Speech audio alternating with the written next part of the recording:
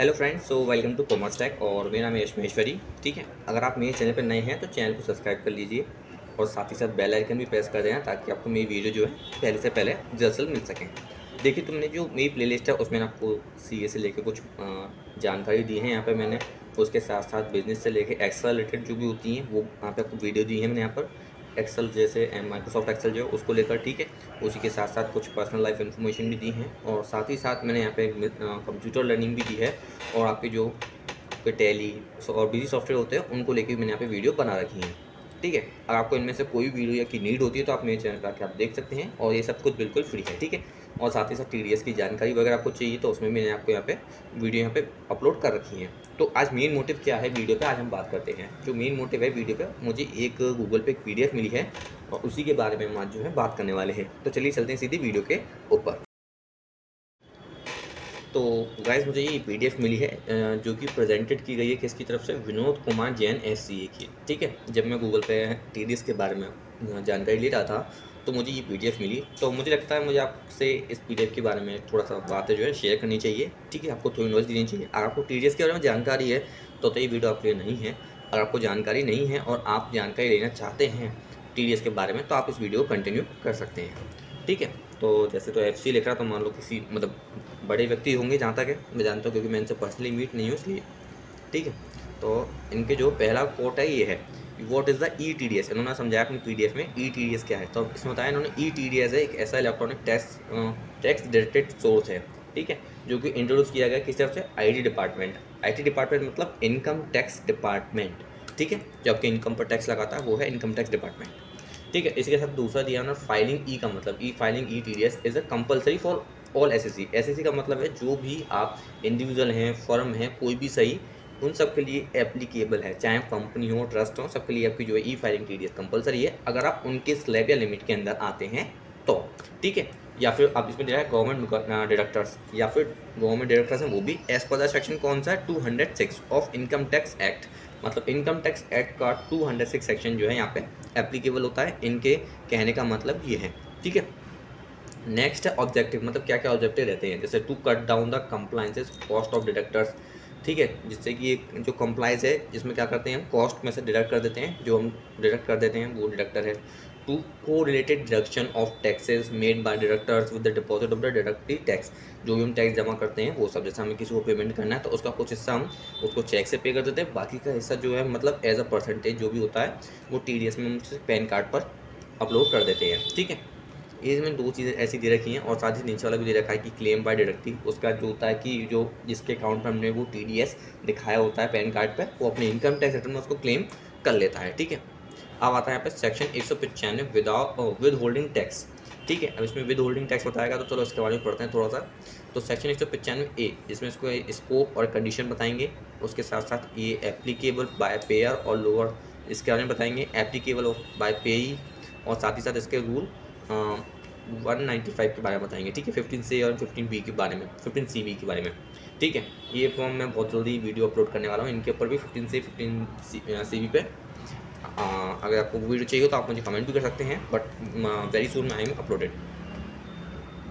तो 195 ऑन, जो 195 टीडीएस बता रहा है वो बता रहा है नॉन रेजिडेंस, मतलब ऐसे व्यक्ति जो इंडिया से बाहर रहते हो उन पर जो टीडीएस कटता है वो अंडर सेक्शन 195 में बता रहे हैं। ठीक है, यहाँ पे देखो देखा है unlike personal payments exempted in section 194C। 194C जो होता है वो कॉन्ट्रैक्टर्स के लिए होता है, कॉन्ट्रैक्ट टू सब कॉन्ट्रैक्ट वालों के लिए होता है। ठीक है, जिसमें 1% और 2% आपका जो है टीडीएस डिडक्ट होता है। ठीक है, 1% इंडिविजुअल के लिए और 2% बाकी सब के लिए। ठीक है, जो सिंगल पर्सनैलिटी के लिए होते हैं उनके लिए 1% है यहाँ पे, जैसे इंडिविजुअल हुआ, एचयूएफ हुआ, ये सिंगल पर्सनैलिटी होती है उनके लिए। बट मान लो कंपनी है, पार्टनरशिप फर्म है, तो उन केस में तो देखो 2% यहाँ पे लगता है। ठीक है, इन 194C में।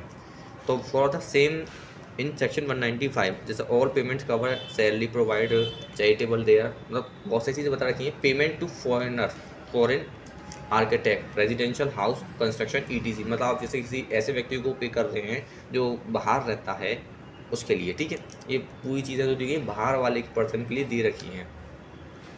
ठीक है, इसमें दे रखा है कि आपको जो है बेसिक लिमिट कुछ नहीं है, no basic limit, 195 basic limit कुछ नहीं है। अगर आपने 1 रुपये पेमेंट भी किया तो उस पर आपको टीडीएस डिडक्ट करना पड़ेगा। ठीक है, वो इनकम टैक्स को आपको बताना पड़ेगा, चाहे आप बताओ मत बताओ, आपको बताना पड़ेगा, आपकी टीडीएस रिटर्न आपको फाइल करनी पड़ेगी।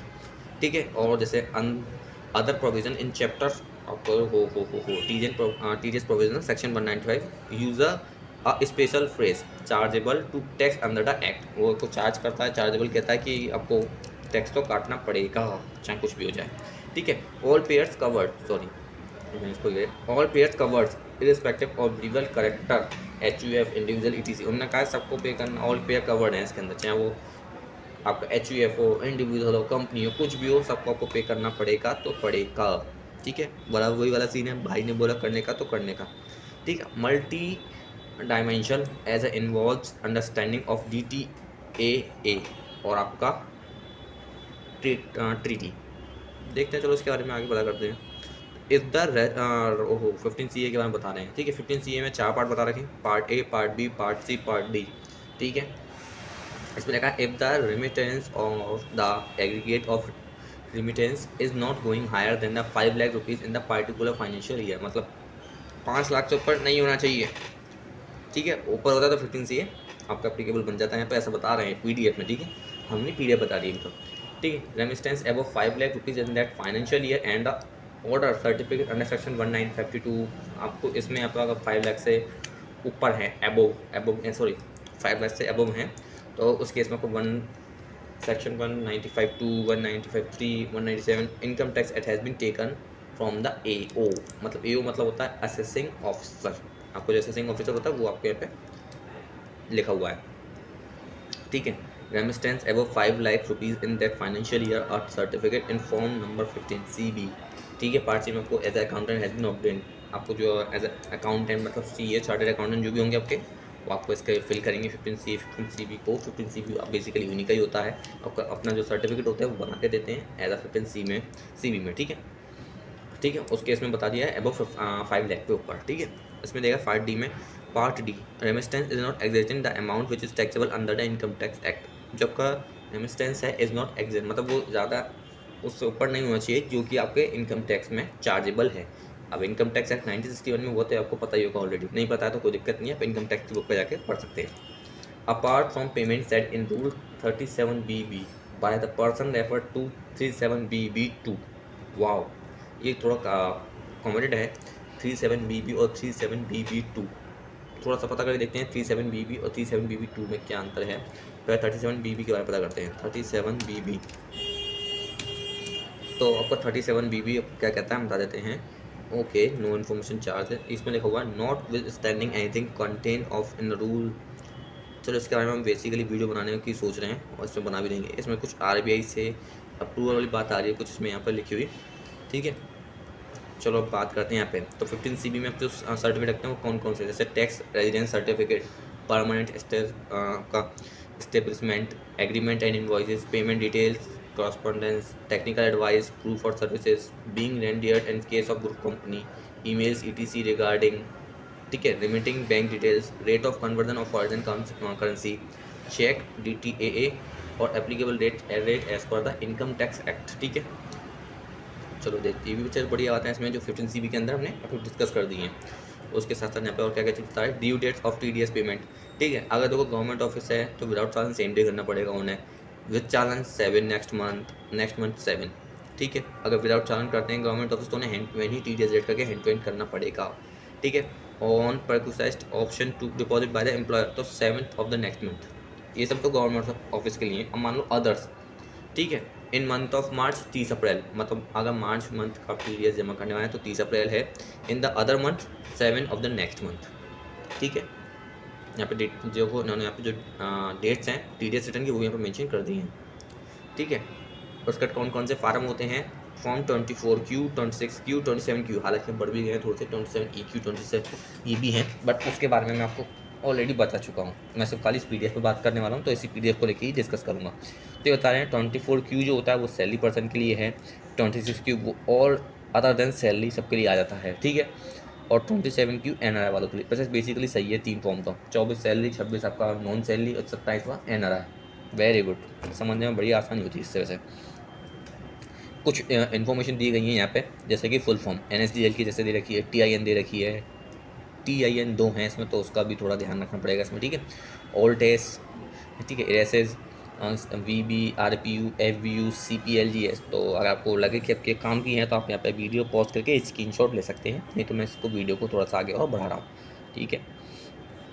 ओहो, वे ड्यू डेट भी बता रखी है भाई, देखो अप्रैल मई जून की जो होती है 30 जून है, ठीक है। जुलाई अगस्त सितंबर 30 है।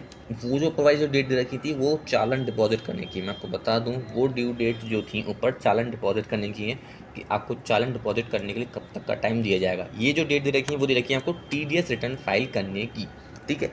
TDS रिटर्न फाइल करने की डेट ये है, जैसे अप्रैल मई जून 30 जून है, लास्ट डेट तो जो क्वार्टरली 30 जून है, यहाँ पर बता रखी है उन्होंने। जैसे जुलाई अगस्त सितंबर है 30 सितंबर है, ठीक है। Last date to file return 31 जुलाई है, अक्टूबर 31 है, यहाँ पे इन्होंने अपने अपने हिसाब से इन्होंने यहाँ पे जो मेंशन कर रखी है, ठीक है। क्वार्टरली जो एंड होता है वो यहाँ पे 30 जून को हो रहा है, बट रिटर्न आपके अगले महीने के एंड तक फाइल कर सकते हैं इसके मुताबिक, ठीक है। जैसे ही सितंबर में एंड हो गया तो अक्टूबर के एंड में रिटर्न फाइल कर सकते हैं, अक्टूबर के एंड तक। यहाँ पे दिसंबर एंड हुआ तो यहाँ पे आप जनवरी के एंड तक फाइल कर सकते हैं। वहीं यहाँ पे आपको मार्च में एंड होता है तो आपको वहाँ पे मई के एंड तक फाइल कर सकते हैं, मतलब 2 मंथ एक्स्ट्रा मिल रहे हैं इसमें आपको रिटर्न फाइल करने के TDS की, ठीक है, एज पर द PDF। और इसके साथ साथ देखिए यहाँ पे फॉर्मेट दे रखे हैं कुछ यहाँ पे, जैसे send TDS return format to party, necessary details, अगर आप चाहें तो वीडियो पॉज करके पढ़ सकते हैं, ठीक है। जैसे check if details receive as a per requirement of the TDS return filing run in ETDS software, जैसे इनके खुद का TDS पोर्टल का खुद का सॉफ्टवेयर भी है ETDS के नाम से, ठीक है। एक RP यूटिलिटी है, वहाँ से भी ऐसा कुछ वहाँ पे भी इसका है, जहाँ से आप ऑनलाइन TDS रिटर्न फाइल कर सकते हैं। अगर वो बात अलग है आपके पास सबको खुद के सॉफ्टवेयर्स हैं जो आपने ले रखे हो, तो उसको मैं कुछ कह नहीं सकता हूँ, ठीक है। तो जैसे the format send to party form 26Q, जो पार्टी सेंड करती है कौन कौन से फॉर्मेट सेट करनी है, जैसे डायरेक्टर शीट, चालन शीट और डायरेक्टरी शीट, ये तीनों शीट भेजनी होती है मेन। अगर आप नए अकाउंटेंट हैं, आपको नहीं पता TDS के बारे में, तो पता चल जाएगा इसके बारे में कि TDS के उसमें 3 शीट भेजनी पड़ती है, डायरेक्टर शीट, चालन शीट और डायरेक्टरी शीट, ठीक है। तो डिपेंड करता है भाई, देखो कौन कौन क्या क्या मंगा ले, क्या पता ऊपर वाले को, मतलब कि जो TDS रिटर्न फाइल कराए। व्हाट इज़ डू, हमें क्या करना चाहिए और क्या नहीं, वाह, do and do not. Enter each and every transaction of on TDS, हमें जो एक ट्रांजेक्शन होता है वो TDS के बेसिक्स पे देखना चाहिए। Actual date must start from row number 2 leave and row number 1 heading, मतलब ये एक्सेल की बात कर रहे हैं भाई, एक्सेल में कैसे कैसे करना चाहिए, ठीक है।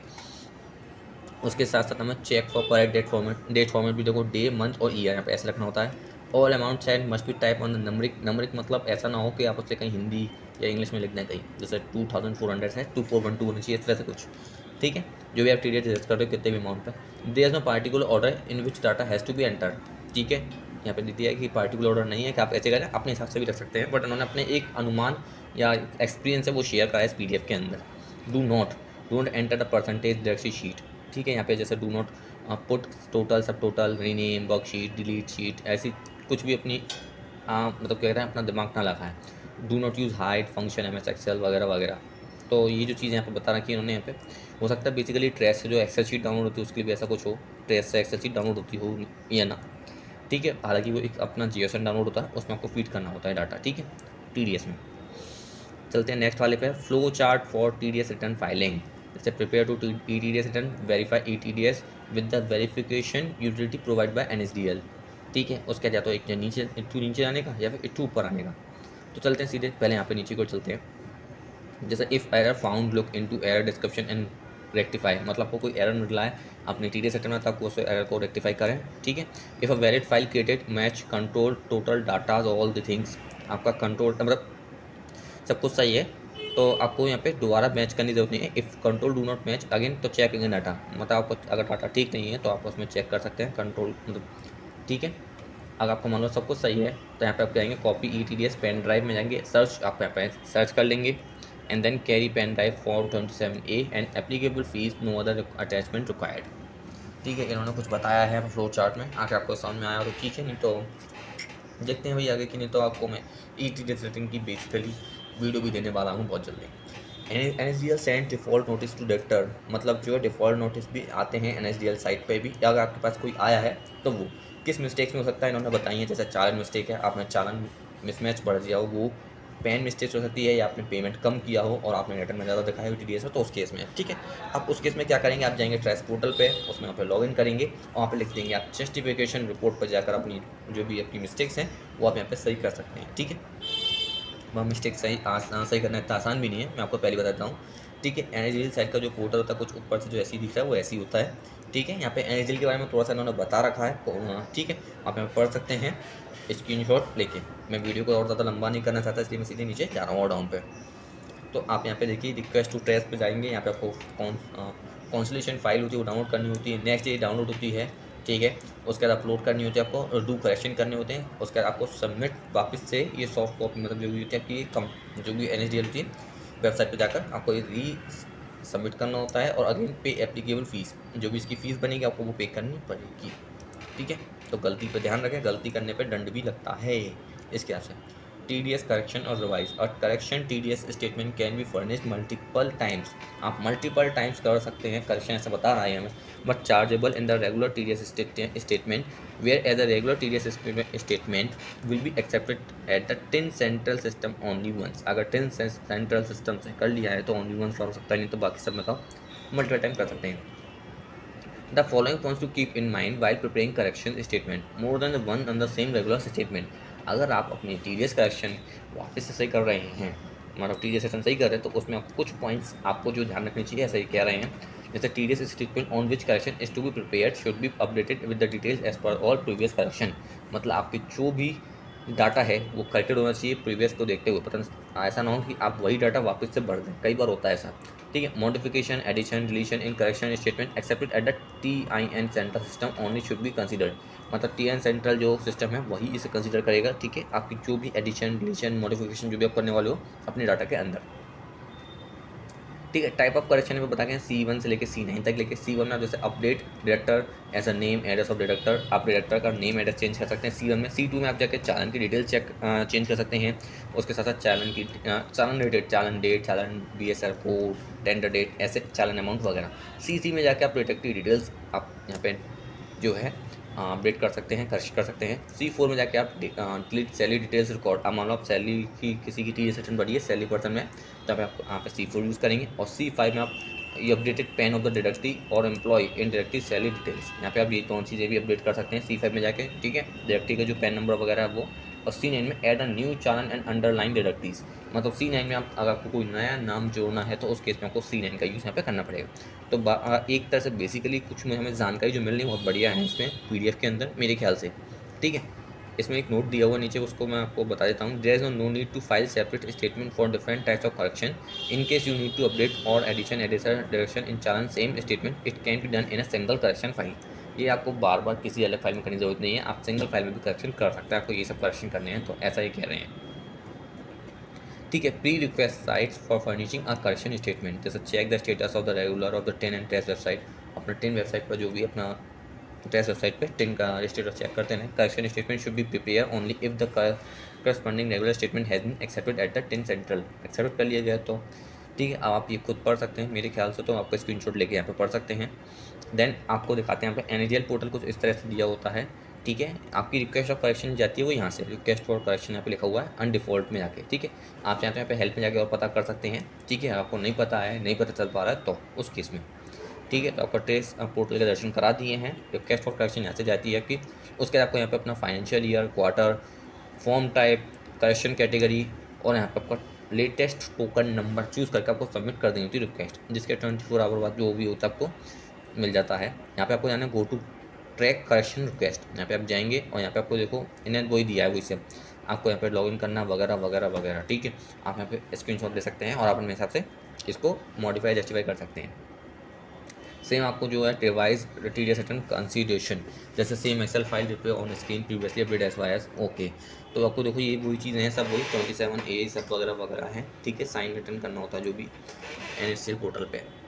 अब बात करते हैं नीचे और इसके issue of TDS certificate. TDS certificate available होता है within 15 days from the return due date.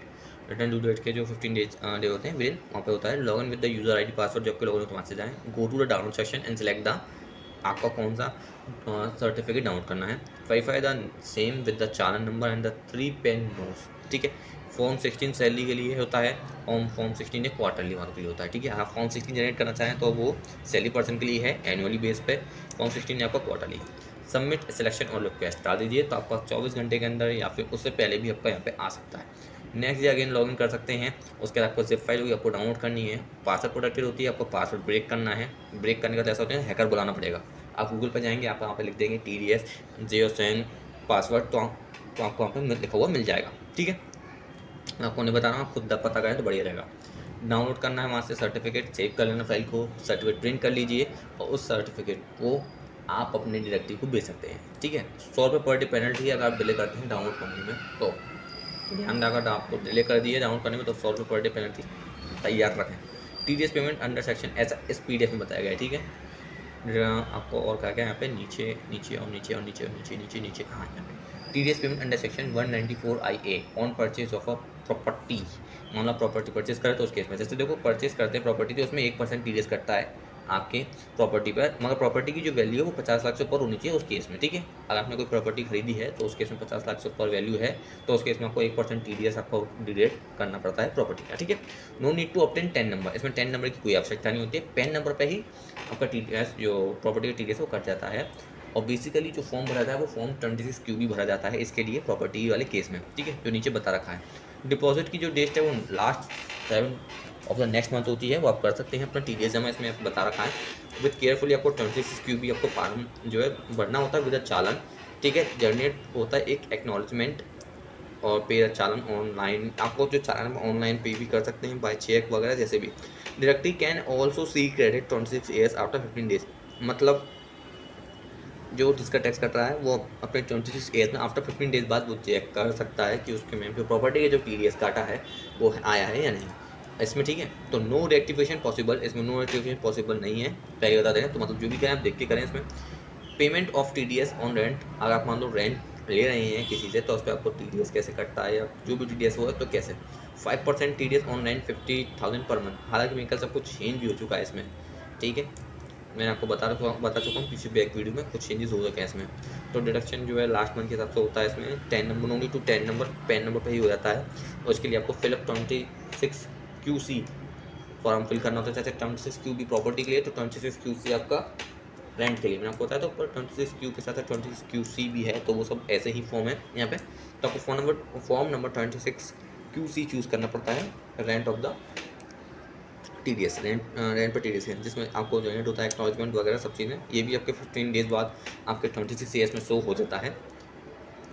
ठीक है, अगर आप मान लो आप penalty for late file delay, अब मान लो आप पेनल्टी क्या क्या है TDS रिटर्न में अगर आप डिले करते हैं तो late fee of TDS 200 per day penalty है from the due date to date of filing. Maximum amount rested amount of the TDS, जो अमाउंट है मैक्सिमम TDS अमाउंट तक जा सकता है 200 पर डे वाला।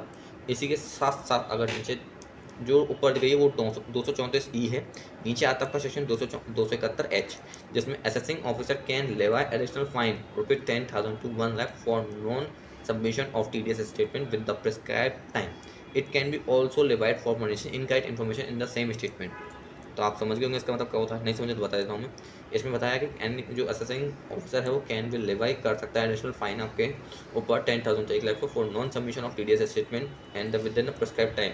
आपने जो विद इन टाइम अपने TDS स्टेटमेंट पे फाइल नहीं किया उस केस को लेकर। It can also be levied the furnishing incorrect information in the statement, और आपके आपने जो अपने स्टेटमेंट में कोई भी इनकरेक्ट इन्फॉर्मेशन भेजी तो उसमें भी वैसी छेड़छाड़ कर सकता है, मतलब पेनल्टी वाले केस में। So thank you. मैं जब हमारी वीडियो यहाँ पे खत्म होती है इस PDF को लेकर, आपको क्या लगा इस PDF में, क्या सही है क्या गलत है, आपको कमेंट कर सकते हैं। अगर मेरी ये वीडियो आपको पसंद आई तो आपको चैनल को लाइक, मतलब वीडियो को लाइक और चैनल को सब्सक्राइब कर सकते हैं। ठीक है, और ऐसी वीडियो और देखने के लिए आप प्लीज़ मुझे मोटिवेट करें ताकि मैं ऐसी वीडियो आपके लिए बना सकूं। And thank you very much for watching my video and we will meet soon with new videos.